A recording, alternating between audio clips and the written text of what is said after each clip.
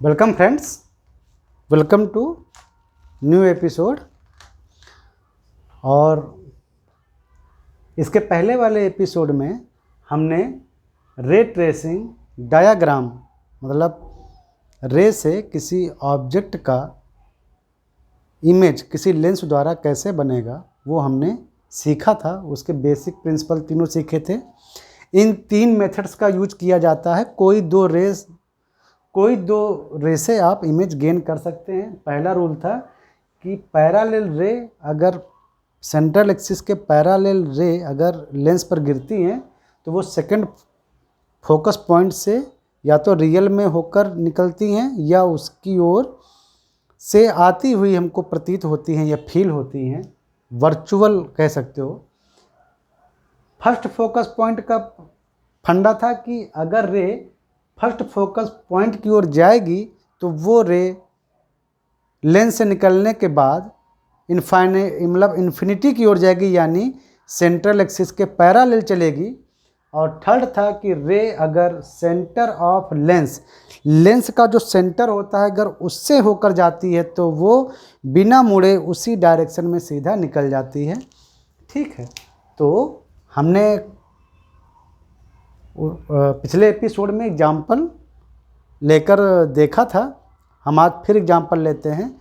दो टाइप के लेंस यानी कॉनकेव और कॉन्वेक्स दो लेंस पर हम इस रे ट्रेसिंग डायाग्राम के स्टडी करेंगे, है ना। और करस्पॉन्डिंग हम एक चीज़ को सीखेंगे, वो है चीज़ magnification, लैटेरल magnification.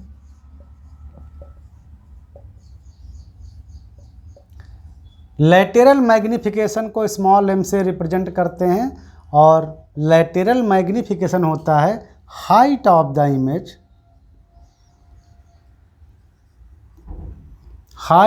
Image divided by height of object.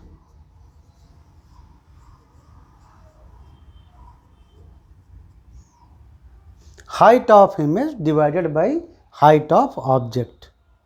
ठीक है, अगर कोई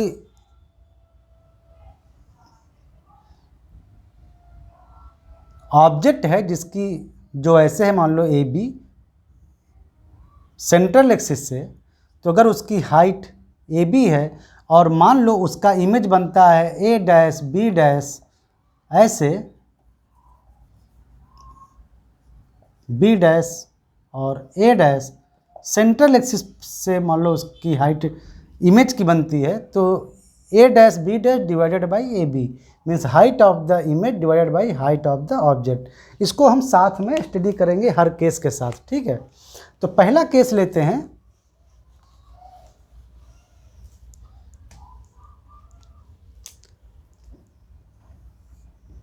ये फिर से वही लेते हैं, कॉन्वेक्स टाइप का लेंस।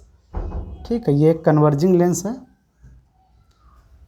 और ये इसके फोकस हैं F2 सेकेंड फोकस और फर्स्ट फोकस। ठीक है, ये कन्वर्जिंग लेंस है तो इसके जो फोकस होंगे वो रियल होंगे। हमारा ऑब्जेक्ट भी इन्फिनिटी और फर्स्ट फोकस के बीच में है। देखो ऐसे ए बी हमारा ऑब्जेक्ट है। अब इसकी हम इमेज का पता लगाएंगे कि कहाँ बनती है, तो उसको निकालना बहुत आसान है। कैसे? फिर से वही मेथड, ए से चलने वाली रे ये नॉर्मली गिर रही है, सेंट्रल एक्सिस इस लेंस पर नॉर्मल होता है तो ऐसे ही जाएगी रे, यानी ए की इमेज इसी सेंट्रल एक्सिस पर मिलेगी। हम यहाँ से लिखा है ना कि ये तीन मेथड में से कोई भी दो रे खींच के आप इमेज निकाल सकते हो। तो ये अगर लेंस का सेंटर है तो हम लेंस से इसको मिलाते हैं तो ये जो रे जो जा रही है ये सीधे निकल जाएगी बिना डेविएट हुए। और पहला निकालते हैं कि पैरेलल रे अगर हम डालते हैं इस लेंस पर, मतलब सेंट्रल एक्सिस के पैरेलल रे, तो वो वो क्या करेगी, वो फोकस से होकर गुजरेगी। और ये दोनों रे अगर करेक्टली आप अगर थोड़ा इसको अगर देखें तो ये रे ऐसे कहीं कट करेंगी एक दूसरे को, तो इमेज ऐसे बनेगा।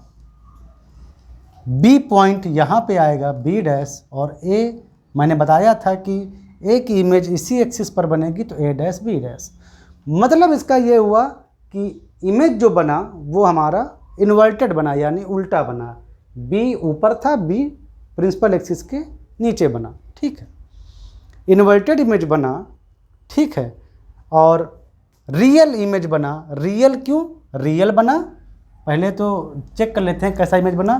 तो रियल बना, रियल इसलिए क्योंकि रियल रेज से मिलके बन रहा है, एक्चुअल रेज इंटरसेक्ट कर रही हैं, तो रियल इमेज बना। इन्वर्टेड बना, ठीक है, और लेंस के उस तरफ बना, यानी जिस ओर ऑब्जेक्ट है उसकी दूसरी ओर बना, ठीक है। अब देखो, इमेज की लेंस से जो डिस्टेंस थी उसको लिखते थे v, और ऑब्जेक्ट की जो लेंस से दूरी होती थी उसको लिखते थे u। अब इमेज तो पता चल गया कैसे बना, कहाँ बना, कैसा बना। अब इसके लगे हाथ इसका हम मैग्नीफिकेशन भी देख लेते हैं कि इस कॉन्वेक्स लेंस के द्वारा कितना मैग्नीफिकेशन हुआ। तो magnification m, lateral magnification m equal to height of the image यानी a डैश b डैश, और upon height of the object यानी ए बी इक्वल। अब इसको थोड़ा, अब ये हाइट तो मीजर पता नहीं है, लेंस के घुस के अंदर मीजर तो कर नहीं पाएंगे, तो उसको हम किसी नॉन टर्म में लाते हैं। नॉन टर्म क्या है, ट्राइएंगल देखो, triangle A B C, A B, ये ट्राइंगल देखो ए बी और सी ये, and triangle C A dash A B dash, C A dash B dash. देखो ये एंगल सेम है, ये एंगल 90 है, ये भी सेम है, तो यानी रिमेनिंग एंगल ये और ये एंगल भी सेम होगा। इसको डबल ऐसे बना देते हैं तो समझ में आएगा। तीनों एंगल, इस ट्राइंगल के तीनों एंगल और इस ट्राइंगल के तीनों एंगल सिमिलर हुए, तो इसका मतलब जो करस्पॉन्डिंग जो साइड हैं उनका रेशियो इक्वल होगा, यानी A B upon A dash B dash equal to आएगा A C upon C A dash या ए डैश सी। ए सी क्या है, यू है, और सी ए डैश क्या है, वी है, ठीक है। जितनी दूरी पर इमेज बना और जितनी दूरी पर ऑब्जेक्ट रखा है, तो ये A dash B dash upon A B आ गया आपका v बाई यू। तो यहाँ पर रखिए तो ये आ जाएगा आपका v by you. Height of the image upon height of the object, इसको ऐसे भी लिख सकते हो, height of image upon height of object. तो ये है आपका मैग्नीफिकेशन, लैटेरल मैग्नीफिकेशन। यहाँ पर अगर आप साइन कन्वेंशन देखें तो सेंट्रल एक्सिस के ऊपर की ओर हम हाइट लेते थे पॉजिटिव, यानी अगर ए बी को आप पॉजिटिव वैल्यू देंगे, जो भी है मान लो 20 है तो +20 देंगे, और ए डैश बी डैश मान लो इसको आपने देखा मान लो 30 निकला, लेकिन आप इसको -30 देंगे। क्यों? क्योंकि ये प्रिंसिपल एक्सिस या सेंट्रल एक्सिस के डाउनवर्ड है, यानी आपने देखा कि यहाँ पर जो मैग्नीफिकेशन आया वो निगेटिव आया। सिमिलरली आप ऐसे भी देख सकते थे कि ये लेंस है, ये ऑब्जेक्ट रखा हुआ है, ऑब्जेक्ट लेंस के इस साइड है और रे ऐसे जा रही है, इस साइड में रे जा रही हैं, तो इस साइड की वैल्यू पॉजिटिव लेंगे, इस साइड की वैल्यू निगेटिव लेंगे, यानी v हमारी पॉजिटिव आएगी, v वैल्यू पॉजिटिव लिखेंगे और u वैल्यू जो आएगी न्यूमेरिकली उसको निगेटिव लिखेंगे। जैसे ये मान लो 70 आ गई तो v लिखेंगे +70 सेंटीमीटर मीटर कुछ भी हो, और u अगर 30 है तो -30 लिखेंगे। तो पॉजिटिव और निगेटिव का जब डिवाइड होगा तो आंसर आएगा निगेटिव। ऐसे भी समझ में आ रहा है। तो यहाँ पर जो मैग्नीफिकेशन की जो वैल्यू आ रही है वो निगेटिव आ रही है। आए चाहे जो भी, मैग्नीफिकेशन की वैल्यू अगर 1 से ज़्यादा है इसका मतलब हाइट, अगर मैग्नीफिकेशन की वैल्यू 1 से ज़्यादा है इसका मतलब height of the image is more than height of the object. Numerically height of the image ज़्यादा होगी हाइट ऑफ द ऑब्जेक्ट से। अगर m की वैल्यू 1 आती है यानी height of the image equal to height of the object. और अगर m की न्यूमेरिकल वैल्यू बहुत ध्यान से देखिए, न्यूमेरिकल वैल्यू 1 से कम आती है तो इसका मतलब height of the image is less than the height of the object, यानी जो इमेज जो बनेगा वो छोटा बनेगा।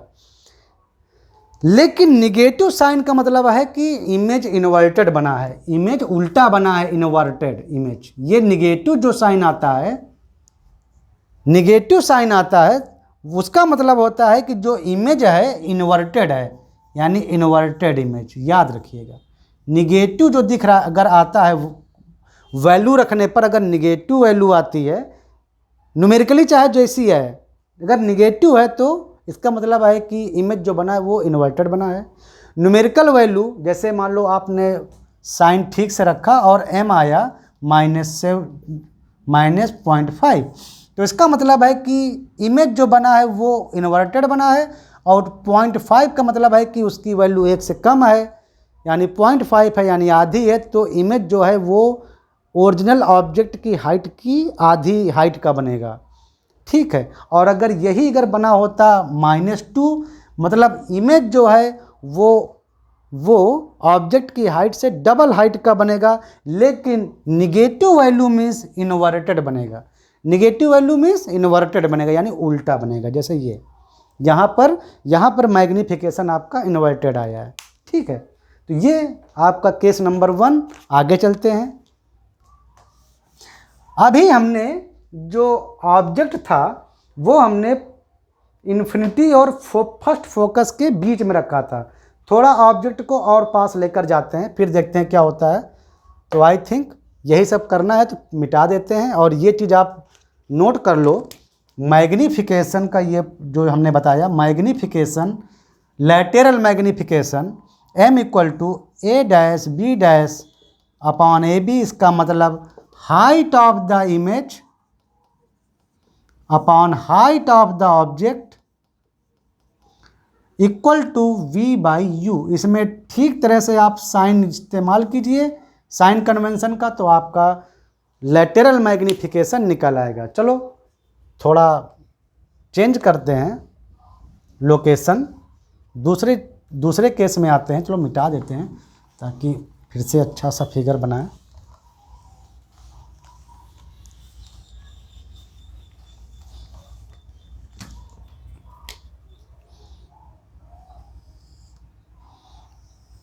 फिर से हमने वैसे ही कॉन्वेक्स लेंस लिया, ये उसका फर्स्ट फोकस और ये उसका सेकंड फोकस।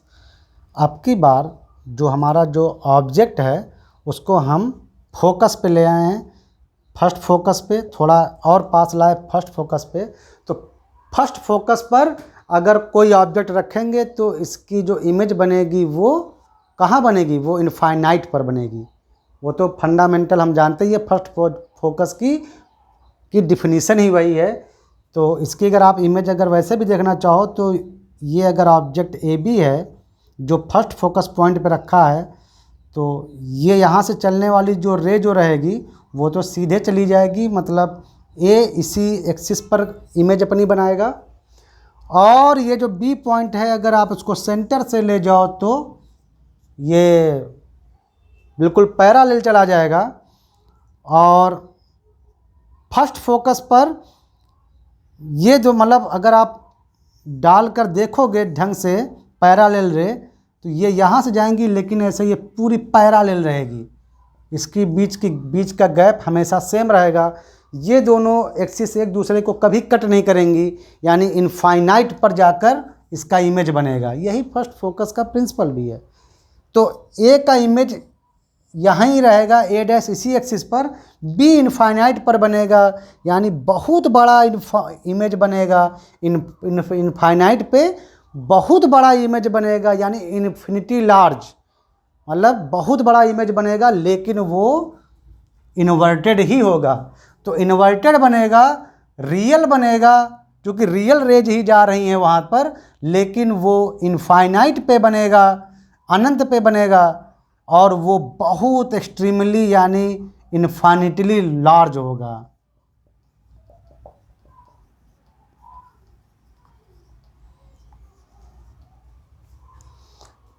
समझ में आया? ये तो हुआ दूसरा केस। थोड़ा और आगे लाते हैं लेंस को। इसका मैग्नीफिकेशन कितना आएगा? इसका मैग्नीफिकेशन आएगा इन्फाइनिटी माइनस, माइनस में बताता है कि इन्वर्टेड इमेज तो बनेगा, लेकिन उसका जो मैग्नीफिकेशन होगा वो इन्फिनिटी, यानी बहुत बड़ा इनफाइनाइट टाइम लार्ज बनेगा आपका इमेज। ठीक है, थोड़ा और आगे इसको बढ़ा के देखते हैं।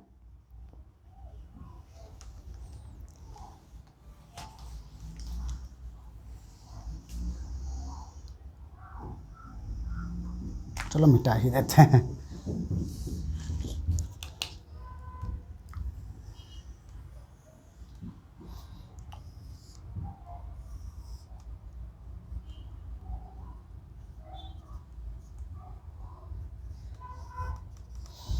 अब की ऑब्जेक्ट को हम ले आए हैं लेंस और फर्स्ट फोकस के बीच में। अब की हम ऑब्जेक्ट को ले आए हैं जिस जो है ए बी, जो है फर्स्ट फोकस और लेंस के बीच में, यहाँ पे इसका हम बनाएंगे इमेज रे डायग्राम से। तो ये पहले लगाते हैं कि जो रे, देखो ए से तो गुजरने वाली ये जो रे है, जो सेंट्रल एक्सिस के साथ के पैरेलल, मतलब सेंट्रल एक्सिस के थ्रू जाएगी, वो तो वैसे ही जाएगी क्योंकि ये नॉर्मल है। यानी ये पता चल गया कि ए का इमेज इसी एक्सिस पर कहीं बनेगा। ओके, अब बचा बी, तो बी से इस सेंटर ऑफ लेंस को मिलाने वाली एक लाइन खींचो। तो इसका मतलब वो सीधे ही चली जाएगी बिना मुड़े। यहाँ थोड़ी मुड़ गई है हमसे, हम ये ऐसे बिना मुड़े चली जाएगी। ओके,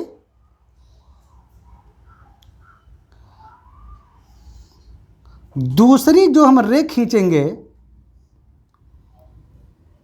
वो पैरेलल डालेंगे और वो सेकंड फोकस से होते हुए जाती है, वो सेकंड फोकस से होते हुए जाती है। थोड़ा अगर आप करेक्ट खींचेंगे तो ऐसा नहीं बनेगा, मैं बताता हूँ कैसा बनेगा।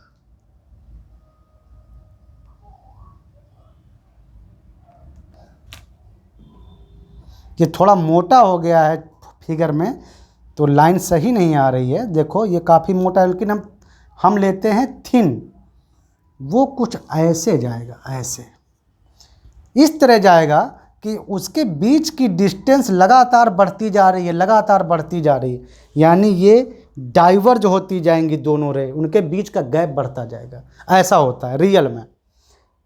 ठीक है, तो जब ऑब्जेक्ट कॉन्वेक्स लेंस के फोकस यानी फर्स्ट फोकस और लेंस के बीच में रखा होता है कहीं, तो क्या होता है कि ये दोनों रे डाइवर्जिंग होती हैं, थोड़ा उनके बीच में गैप बढ़ता जाता है। तो रियल में ये रे कभी एक दूसरे को इंटरसेक्ट करेंगी नहीं, तो इमेज कैसे बनेगा? तो इमेज के लिए आप जब इंटरसेक्ट ना करें, यानी जब रेज जब डाइवर्जिंग मतलब बढ़ती हुई जाए, उनके बीच का गैप बढ़ता हुआ जाए, तो उनको बैकवर्ड मिलाते हैं, यानी पीछे मिलाते हैं। ये देखो, ये कट किया, यहाँ पर कट किया, तो ये बी का इमेज बना यहाँ पर, बी डैश, इस बी पॉइंट का इमेज बना बी पर, बी डैश पर। और ए का मैं बता चुका हूँ, ए का इमेज इसी एक्सिस पर कहीं बनेगा, तो उसको जानने के लिए यहाँ से ड्रॉ कर दो, तो ये ए डैश बी डैश, ये बना ए डैश बी डैश, इसका इमेज ए बी ऑब्जेक्ट का। क्लियरली दिख रहा है कि ये रियल रेज से बना इमेज नहीं है, क्योंकि रियल एज तो उधर निकल गई, इसको हमने बैकवर्ड बढ़ा के ऐसा देखा है, तो ये एक वर्चुअल इमेज है। क्या बना? ये एक वर्चुअल इमेज बनी। ये एक वर्चुअल इमेज बनी। ओके, वर्चुअल इमेज बनी, तो यहाँ से हमको एक और नॉलेज मिला कि वर्चुअल इमेज, देखो लेंस के इसी ओर हमारा ओरिजिनल ऑब्जेक्ट था ए बी, और इसी ओर हमको ये इमेज मिला वर्चुअल इमेज जो है। इसका मतलब वर्चुअल इमेज तब बनता है जब इमेज ऑब्जेक्ट के साइड में ही बने। रियल इमेज जब बन रही थी तो वो इमेज लेंस के उस पार बन रही थी। यहाँ ऑब्जेक्ट और इमेज दोनों लेंस के एक ही साइड में है। तो ये भी हमको एक नॉलेज मिला कि जब इमेज और ऑब्जेक्ट दोनों लेंस के एक ही साइड पर हों तो वर्चुअल इमेज बनता है। अब देखो ध्यान से, वर्चुअल इमेज बना, इमेज काफ़ी बड़ा बनेगा, इमेज जो है वो बड़ा बनेगा। ओके, इमेज सीधा होगा, मतलब इरेक्टेड होगा। देखो, क्योंकि ए बी जो ऑब्जेक्ट था वो भी प्रिंसिपल एक्सिस के अप साइड में था, और जो इमेज बना है ये भी प्रिंसिपल एक्सिस के अप साइड में बना है। तो जो इमेज बना है वो इरेक्टेड है, यानी सीधा है। कितनी बड़ी मतलब आश्चर्य की बात है कि ये जो आपको जो कॉन्वेक्स लेंस आपको जो दिख रहा है, भले ही आपको कन्वर्जिंग लेंस देखने में लगता है कि ये कन्वर्जिंग लेंस है, रे को बेंड करके लाएगा, लेकिन शेप देखकर आप मतलब हमेशा नहीं कह सकते कि ये कन्वर्जिंग लेंस ही है और ये रियल इमेज बनाएगा। क्योंकि देखो इस पर भी ये डिपेंड करेगा कि ऑब्जेक्ट कहाँ रखा है। अब देखो, ऑब्जेक्ट जब तक इस फर्स्ट फोकस पॉइंट F1 के इधर था तब तक तो रियल इमेज बन रही थी, लेकिन जैसे ही ऑब्जेक्ट फर्स्ट फोकस और लेंस के बीच में आया ऑब्जेक्ट, इसकी इमेज वर्चुअल बन गई। इसके पहले इन्वर्टेड बन रही थी, रियल बन रही थी, अब वर्चुअल और इरेक्टेड बन गई। अब डाइवर्ज होने लगी रे इमेज के बाद, यानी ये एज ए डाइवर्जिंग लेंस काम करने लगा। अभी तक कन्वर्जिंग जो लेंस देखने में लग रहा था वो अब डाइवर्जिंग लेंस की तरह काम कर रहा है। ठीक है, तो शेप देखकर आप 100% नहीं कह सकते हैं कि ये लेंस कन्वर्जिंग है। ठीक है, देखो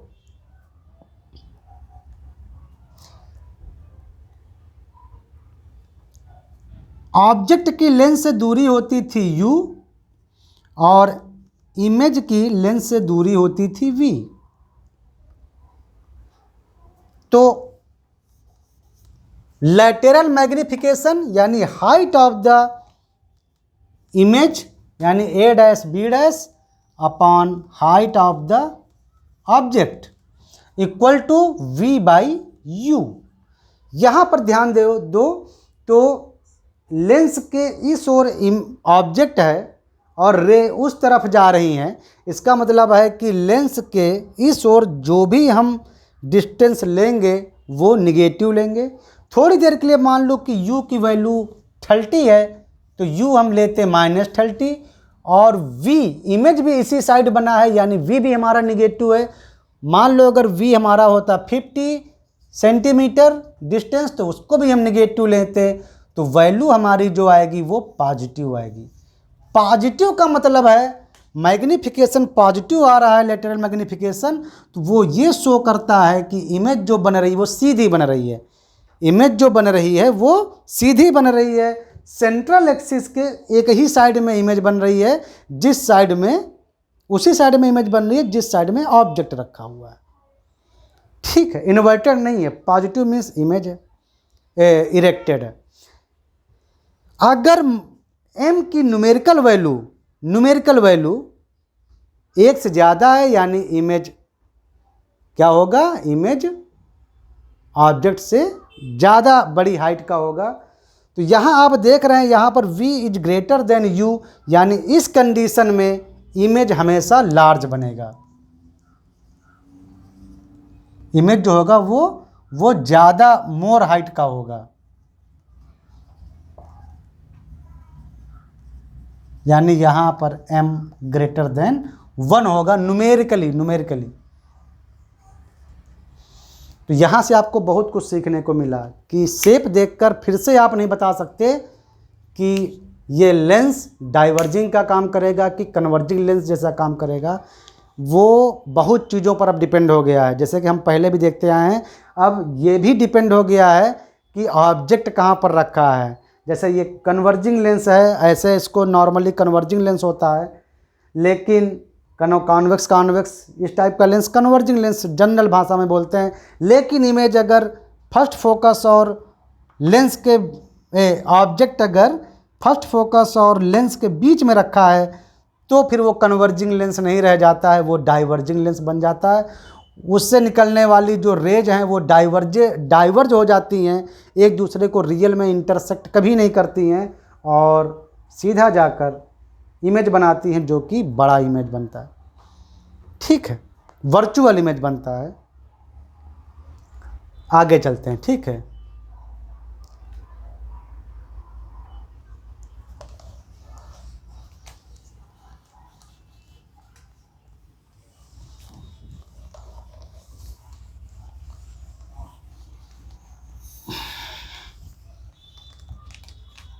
फिर से आते हैं। अब की बार एक कानक्यो लेंस लेते हैं। इस टाइप के लेंस के बारे में आपने देखा है कि इसका फर्स्ट फोकस इस साइड में होता है, सेकंड फोकस इस साइड में होता है। ठीक है, ये इसका सेंटर है सी। चलो हम एक ऑब्जेक्ट यहाँ लेते हैं, यहाँ पर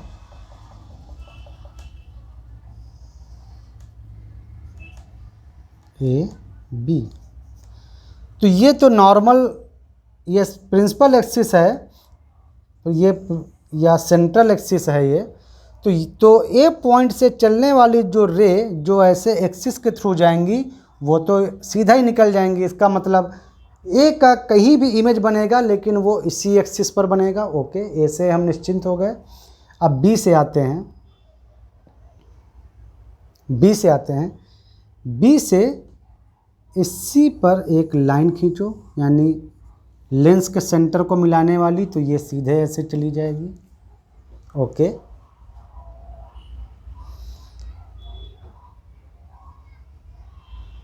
फर्स्ट फोकस जो होता है वो देखो 3 है ना, तो फर्स्ट फोकस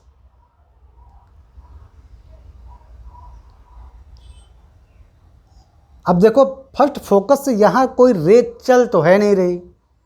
ठीक है, तो क्या करो, फर्स्ट फोकस इस साइड तो है नहीं कि फर्स्ट फोकस से कोई रे चले, तो क्या करो कि फर्स्ट फोकस की ओर यहाँ से लाइन मिलाओ जो फर्स्ट फोकस की ओर बिल्कुल जा रही हो, यानी एक रे बनाओ जो फर्स्ट फोकस की ओर, ओरिजिनल में जिसकी डायरेक्शन होती है ऐसे फर्स्ट फोकस की ओर। ये एक ऐसी रे है जिसकी डायरेक्शन फर्स्ट फोकस की ओर होती, तो वो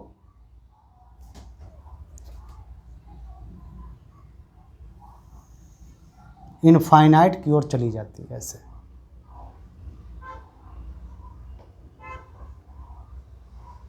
फर्स्ट फोकस क्या होता है कि वहाँ से चलने वाली रे इन्फिनिटी की ओर जाती है, लेकिन यहाँ रियल में फर्स्ट फोकस से तो कोई रे चल नहीं रही। तो अगर फर्स्ट फोकस की ओर आप ऐसे स्ट्रेट कोई लाइन उस डायरेक्शन में डालेंगे ना जिस ओर फर्स्ट फोकस है, तो वो रे रिफ्रैक्शन के बाद सीधा इन्फिनिटी की ओर ऐसे चली जाएगी। अब ये दोनों रे कहीं मिल तो है नहीं रही, चूँकि लगातार इनके बीच की डिस्टेंस बढ़ती जा रही है। तो जब आप इनको पीछे करोगे ना इसको ऐसे, तो ये यहाँ पर कहीं मिलेगी, ये दोनों बैकवर्ड कहीं मिलेंगी। तो ये है बी का इमेज, बी डैश। और ए मैंने बताया था कि ए की इमेज इसी एक्सिस पर मिलेगी, तो इसको ऐसे मिला दो, तो ये है पॉइंट ए डैश।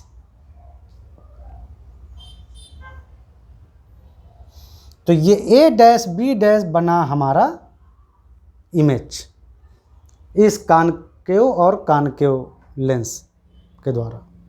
ये आप साफ देख रहे हैं कि ये रियल रेज से बना इमेज नहीं है, क्योंकि ये रे सीधा निकल गई थी, हमने बैकवर्ड से मिलाकर इसको बनाया है। तो ये एक तरह से है वर्चुअल इमेज। वर्चुअल इमेज है, इमेज सीधा है, इरेक्टेड है, देखने में लग रहा है, स्मॉल है, यानी यहाँ मैग्नीफिकेशन की जो न्यूमेरिकल वैल्यू आएगी वो 1 से कम आएगी। चाहो तो आप प्रूफ कर लो, ऑब्जेक्ट की लेंस से डिस्टेंस होती है u और इमेज की लेंस से डिस्टेंस होती है v। मैग्नीफिकेशन इक्वल टू होता है v/u।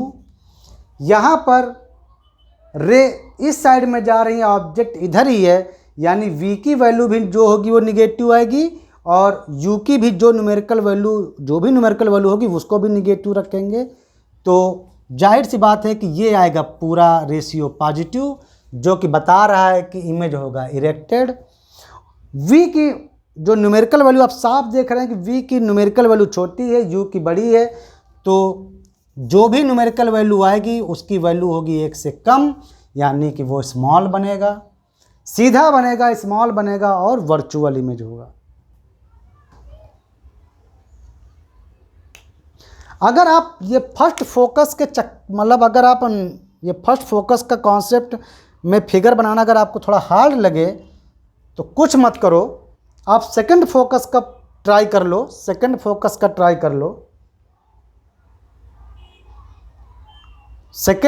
का ट्राई कर लो। तो पैरेलल रे डालते हैं और देखते हैं क्या होता है। थोड़ी देर के लिए इसको मिटा दें, ये फर्स्ट फोकस से जो हमने जो रे जो ली थी उसकी ओर इनडायरेक्ट करके।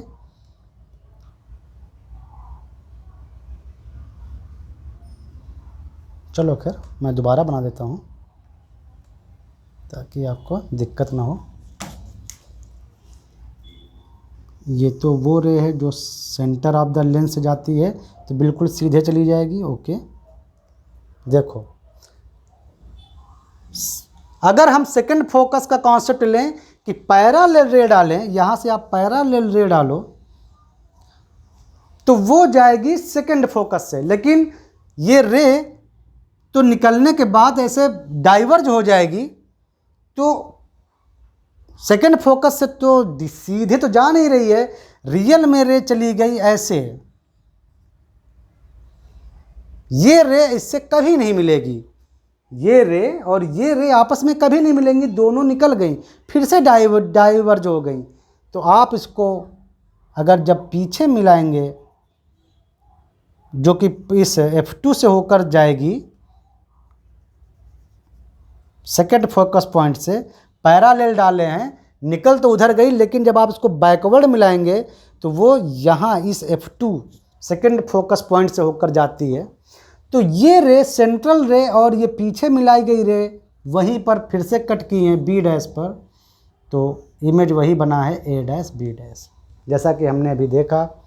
फिर वही इरेक्टेड, सीधा इमेज, छोटा इमेज, वर्चुअल इमेज, साफ दिख रहा है। और जिस ओर ऑब्जेक्ट है उसी साइड इमेज, लेंस के उसी साइड इमेज बनता है जिस ओर ऑब्जेक्ट रखा हुआ है, यानी वर्चुअल इमेज।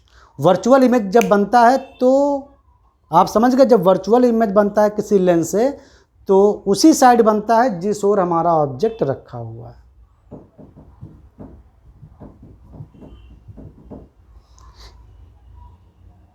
इसको यहाँ पर लाकर देखोगे तब भी वही स्टोरी रहेगी। क्यों? ये जो कॉनकेव टाइप का जो लेंस होता है, यानी जो डाइवर्जिव लेंस होता है, इससे तो हमेशा वर्चुअल इमेज ही बनती है, इरेक्टेड इमेज बनती है, स्मॉल इमेज बनती है, हमेशा ऐसी ही इमेज बनती है। जो डाइवर्जिव लेंस होता है देखने में, उससे हमेशा virtual image, erected image, small image ऐसे ही बनती है। डाइवर्जिंग लेंस हमेशा डाइवर्जिंग लेंस की तरह ही काम करता है, लेकिन कन्वर्जिंग लेंस जो इसके पहले आपने देखा, जो ऐसे जो कॉमन यूज में कन्वर्जिंग था, वो केवल एक बार डाइवर्जिंग हो गया था जब, और वर्चुअल इमेज बनाया था जब ऑब्जेक्ट फर्स्ट फोकस और उस कॉन्वेक्स लेंस के बीच में रखा हुआ था, एक कंडीशन। ये हमेशा ऐसी ही इमेज बनाएगा जो डाइवर्जिंग लेंस होगा। चलो मिलते हैं नेक्स्ट एपिसोड में, और आपका ये लैटेरल मैग्नीफिकेशन भी इसी के साथ मैंने कंप्लीट कर दिया है। आई होप आपको अच्छे से ये चीज़ें समझ में आ गई, रे ट्रेसिंग डायग्राम। ठीक है, चलो मिलते हैं नेक्स्ट एपिसोड।